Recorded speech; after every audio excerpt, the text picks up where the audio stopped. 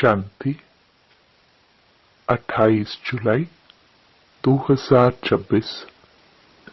बाबा के महावाक्य। मीठे बच्चे, तुम्हारी बिगड़ी को सुधारने वाला अर्थात तकदीर बनाने वाला एक बाप है, जो तुम्हें नॉलेज देकर तकदीरवान बनाते हैं। प्रश्न: तुम बच्चों की इस रूहानी भट्टी का एक कायदा कौन सा है? उत्तर: रूहानी भट्टी में अर्थात याद की यात्रा में बैठने वालों को कभी भी इधर उधर के ख्यालात नहीं चलाने हैं। एक बाप को याद करना है। अगर बुद्धि इधर उधर भटकती है तो झुटका खाते रहेंगे, उबासी देंगे। इससे वायुमंडल खराब होता है, अपना ही नुकसान करते हैं। गीत: दिल का सहारा टूट न जाए। ओम शांति।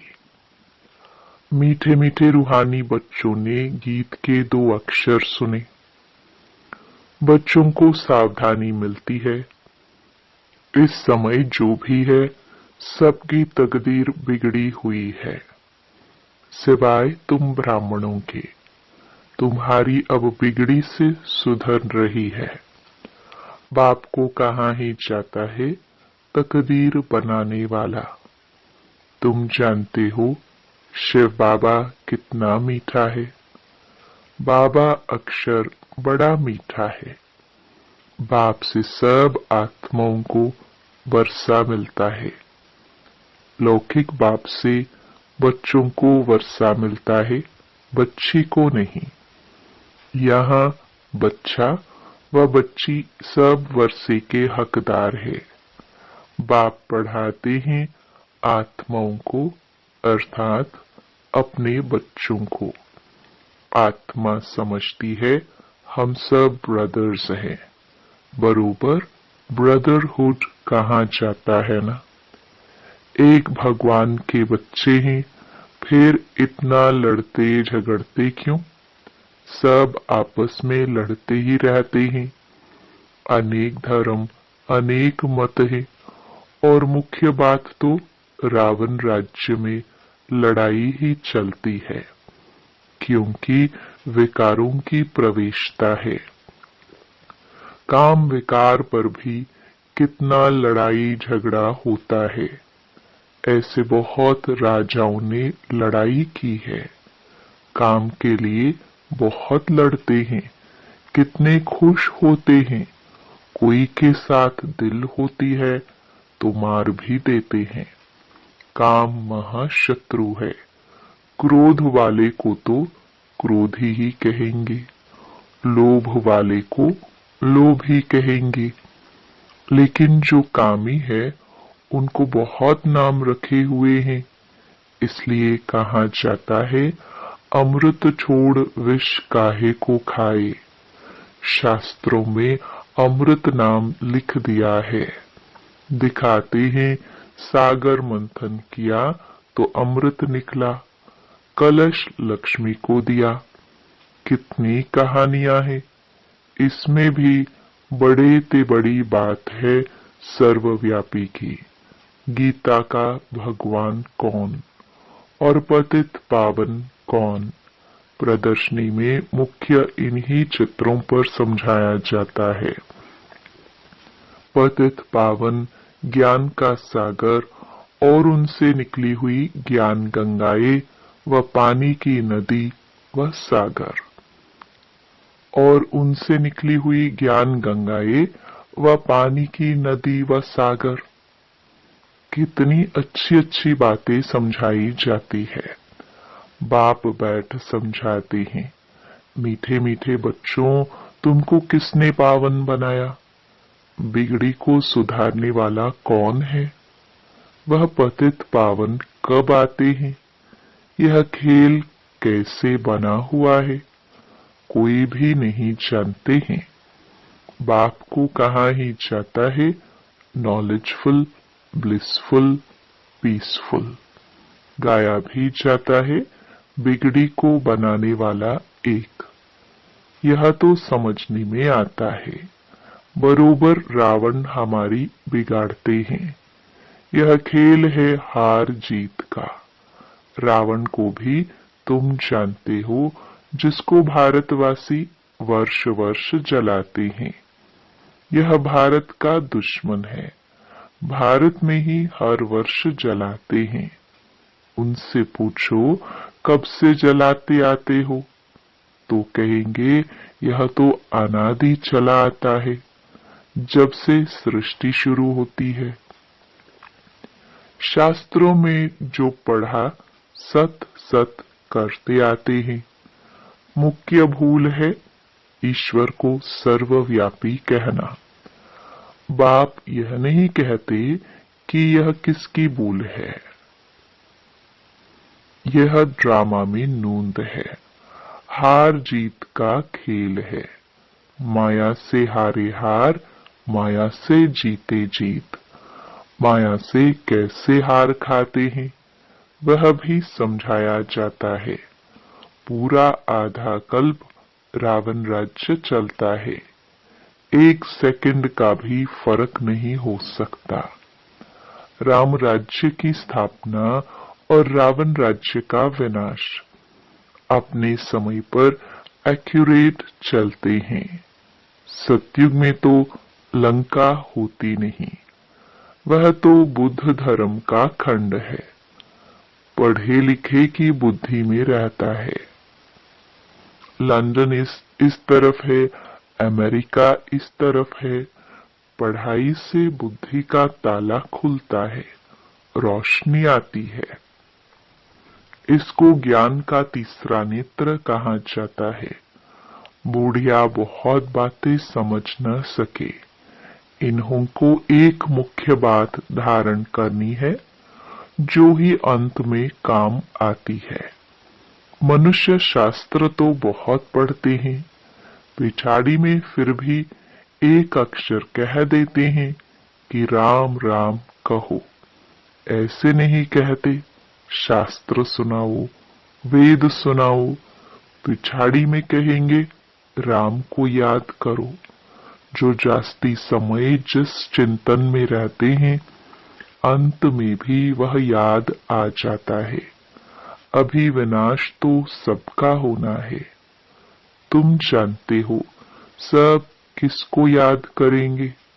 कोई श्री कृष्ण को, कोई अपने गुरु को याद करेंगे, कोई अपने देह के संबंधियों को याद करेंगे। देह को याद किया, खेल खलास। यहाँ तुमको एक ही बात समझाई जाती है कि अपने को आत्मा समझ बाप को याद करते रहो। चार्ट रखो कि हम कितना याद करते हैं। जितना याद करेंगे पावन होते जाएंगे। ऐसे नहीं कि गंगा में स्नान करने से पावन बनेंगे। आत्मा की बात है ना। आत्मा ही पतित, आत्मा ही पावन बनती है ना। बाप ने समझाया है आत्मा एक स्टार बिंदी है, प्रकृति के बीच में रहती है। कहते हैं आत्मा स्टार अति सूक्ष्म है। तुम बच्चे ही इन बातों को समझ सकते हो। बाप कहते हैं मैं कल्प के संगम युगे आता हूँ। उन्होंने फिर कल्प अक्षर छोड़ युगे युगे अक्षर लिख दिया है, तो मनुष्यों ने उल्टा समझ लिया है। मैंने कहा है कि कल्प कल्प संगम युगे आता हूँ। घोर अंधियारा और घोर सोचरे के संगम पर। बाकी युगे युगे आने की तो दरकार ही नहीं। सीढ़ी उतरते ही आते हैं। जब पूरे 84 जन्म की सीढ़ी उतरते हैं तब बाप आते हैं। यह ज्ञान सारी दुनिया के लिए है। सन्यासी लोग तो कह देते हैं इन्हों के चित्र सब कल्पना है, परंतु कल्पना तो इसमें कोई बात ही नहीं। यह सबको समझाया जाता है, नहीं तो मनुष्यों को कैसे पता पड़े, इसलिए यह चित्र बनाए गए हैं। यह प्रदर्शनी देश देशांतर में ढेर होती रहेंगी। बाप कहते हैं बहुत भारतवासी बच्चे हैं, है तो सब बच्चे ना। अनेक धर्मों का यह झाड़ है। बाप बैठ समझाते हैं यह सब काम चिता पर बैठ जल मरे हैं। सतयुग में जो पहले पहले आते हैं वही फिर पहले पहले द्वापर से लेकर काम अग्नि में जलते हैं, इसलिए काले हो गए हैं। अभी सबकी सद्गति होनी है। तुम निमित्त बनते हो, तुम्हारे पिछाड़ी सबकी सद्गति होनी है। बाप कितना सहज रीति समझाते हैं। कहते हैं सिर्फ बाप को याद करो। आत्मा ने ही दुर्गति को पाया है। आत्मा पतित बनने से शरीर भी ऐसा मिलता है। आत्मा को पावन बनाने की युक्ति बाप बिल्कुल सहज बताते हैं। त्रिमूर्ति के चित्र में ब्रह्मा का चित्र देख मनुष्य हाय हाय मचा देते हैं। इनको ब्रह्मा क्यों कहते हो? ब्रह्मा तो सूक्ष्म वतनवासी देवता है। यहाँ कहाँ से आया? ये दादा तो नामी ग्रामी था, अखबारों में सब जगह पड़ा था। एक जौहरी कहता है मैं श्री कृष्ण हूँ, हमको 16,108 रानियां चाहिए। बड़ा हंगामा मच गया था भगाने का। अब एक एक से माथा कौन मारे, इतने ढेर मनुष्य है। आभू में भी कोई आते हैं तो उनको झट कहते हैं अरे ब्रह्मा कुमारियों के पास जाते हो, वह तो जादू कर देती है, स्त्री पुरुष को भाई बहन बना देती है। लंबी चौड़ी बात बताकर माथा खराब कर देते हैं। बाप कहते हैं तुम मुझे ज्ञान सागर वर्ल्ड ऑलमाइटी अथॉरिटी कहते हो। वर्ल्ड ऑलमाइटी अर्थात सर्वशक्तिमान, सब वेदों शास्त्रों आदि को जानने वाला। बड़े विद्वान को भी अथॉरिटी कहते हैं, क्योंकि वह सब वेदों शास्त्रों आदि को पढ़ते हैं, फिर बनारस में जाकर टाइटल ले आते हैं। महामहोपाध्याय श्री श्री 108 सरस्वती, ये सब टाइटल्स वहां ही मिलते हैं। जो बहुत होशियार होते हैं उनको बड़ा टाइटल मिलता है। शास्त्रों में जनक के लिए लिखा हुआ है, उसने कहा कि सच्चा ब्रह्म ज्ञानी कोई हमको सुनाए। अब ब्रह्म ज्ञानी तो है नहीं, बातें सारी यहाँ की है, कहानी बड़ी बना दी है। शंकर पार्वती की भी कहानी लिखी हुई है। कितनी कहानियां बैठ बनाई है। शंकर ने पार्वती को कथा सुनाई, वास्तव में था शिव, उन्होंने फिर शंकर पार्वती का नाम दे दिया है। भागवत आदि में यह सब इस समय की बात है। फिर कहानी में बताते हैं उनको ख्याल आया राजा को यह ज्ञान जाकर दूं। बाप भी समझाते हैं राजाओं को जाकर ज्ञान दो। तुम ही सूर्यवंशी थे, फिर चंद्रवंशी, वैश्यवंशी, शूद्रवंशी बने। तुम्हारी राजधानी ही छठ हो गई है। अब फिर सूर्यवंशी राजधानी लेना हो तो पुरुषार्थ करो। राजयोग सिखाने वाला बाबा आया हुआ है। फिर आकर बेहद का स्वराज्य लो। राजाओं के पास भी बहुत चिट्ठियां जाती हैं, फिर उनको मिलते थोड़ी है।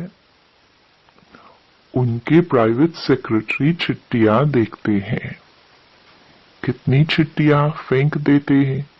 कोई में ऐसी जरूरी बात होती है तो उनको दिखा देते हैं। कहते हैं अष्टावक्र ने जनक को सेकंड में जीवन मुक्ति का साक्षात्कार कराया। यह भी अब है। अब बाप कितना अच्छी तरह बैठ तुमको समझाते हैं। जो समझने वाले नहीं है वह यहाँ वहां देखते रहेंगे। बाबा झट समझ जाते हैं। उनकी बुद्धि में कुछ बैठता नहीं है। बाबा चारों तरफ देखते भी हैं, सभी अच्छी तरह सुनते हैं। इनकी बुद्धि कहाँ भटकती रहती है, उबासी देखते रहते हैं। ज्ञान बुद्धि में नहीं बैठेगा तो झुटके खाते रहेंगे, नुकसान हो जाता है। कराची में इन बच्चों की भट्टी थी। कोई झुटका खाता था तो फिर झट बाहर निकाला जाता था। अपने ही बैठते थे, बाहर का कोई आता नहीं था। शुरू में इन्हों का बड़ा पाठ चला, लंबी हिस्ट्री है। शुरू में तो बच्चियां बहुत ध्यान में चली जाती थी। अभी तक भी कहते रहते हैं जादू है।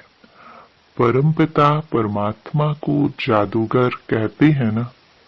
शिव बाबा देखते हैं इनके बहुत प्रेम है तो देखने से ही झट ध्यान में चले जाते हैं। वैकुंठ तो भारतवासियों को बहुत प्यारा है। कोई मरता है तो भी कहते हैं वैकुंठवासी हुआ, स्वर्गवासी हुआ। अभी यह तो है ही नरक, सब नरकवासी हैं। तब तो कहते हैं फलाना स्वर्गवासी हुआ, परंतु स्वर्ग में तो कोई जाता ही नहीं है। अभी सिर्फ यह तुम जानते हो, हम स्वर्गवासी थे, फिर 84 जन्म ले नरकवासी बन गए हैं। अब फिर बाबा स्वर्गवासी बना रहे हैं। स्वर्ग में है राजधानी, राजधानी में बहुत पद हैं। पुरुषार्थ कर नर से नारायण बनना है। तुम जानते हो यह मम्मा बाबा भविष्य में लक्ष्मी नारायण बनते हैं। अभी पुरुषार्थ कर रहे हैं, इसलिए कहा जाता है फॉलो फादर मदर। जैसे यह पुरुषार्थ करते हैं तुम भी करो, यह भी याद में रहते हैं। स्वदर्शन चक्रधारी बनते हैं। तुम बाप को याद करो और वर्षे को याद करो, त्रिकालदर्शी बनो। तुमको इस सारे चक्र का ज्ञान है, इसमें तत्पर रहो और उनको समझाते रहो। इस सर्विस में ही लगे रहेंगे तो और कोई धंधा आदि याद नहीं पड़ेगा। अच्छा, मीठे मीठे सिखिलदे बच्चों प्रति माता पिता बाप दादा का याद प्यार और गुड मॉर्निंग। रूहानी बाप की रूहानी बच्चों को नमस्ते। धारणा के लिए मुख्य सार। पहला, सतयुग में ऊंच पद पाने के लिए माता पिता को पूरा पूरा फॉलो करना है। उनके समान पुरुषार्थ करना है। सेवा में तत्पर रहना है। एकाग्र हो पढ़ाई करनी है। दूसरा, याद का सच्चा सच्चा चार्ट रखना है। अपने को आत्मा समझ बाप को याद करना है। देह व देहधारियों को याद नहीं करना है। वरदान, अपने हाईएस्ट पोजीशन में स्थित रहकर हर संकल्प, बोल और कर्म करने वाले संपूर्ण निर्विकारी भाव। संपूर्ण निर्विकारी अर्थात किसी भी परसेंट में कोई भी विकार तरफ आकर्षण न जाए, कभी उनके वशीभूत न हो। हाईएस्ट पोजीशन वाली आत्माएं कोई साधारण संकल्प भी नहीं कर सकते। तो जब कोई भी संकल्प व कर्म करते हो तो चेक करो कि जैसा ऊंचा नाम वैसा ऊंचा काम है। अगर नाम ऊंचा, काम नीचा तो नाम बदनाम करते हो। इसलिए लक्ष्य प्रमाण लक्षण धारण करो, तब कहेंगे संपूर्ण निर्विकारी अर्थात होलिएस्ट आत्मा। स्लोगन, कर्म करते करन करावन हार बाप की स्मृति रहे तो स्वपुरुषार्थ और योग का बैलेंस ठीक रहेगा। ये अव्यक्त इशारे ज्वाला स्वरूप स्थिति में रह शक्तिशाली याद का अनुभव करो। इस कलयुगी तमो प्रधान जर्जरीभूत वृक्ष की दुर्दशा देखते हुए ब्रह्मा बाप को संकल्प आता है कि अभी अभी बच्चों के तपस्वी रूप द्वारा, योग अग्नि द्वारा इस पुराने वृक्ष को भस्म कर दे, परंतु इसके लिए संगठित रूप में फुल फोर्स से योग ज्वाला प्रज्वलित चाहिए। तो ब्रह्मा बाप के इस संकल्प को साकार में लाओ। ओम शांति।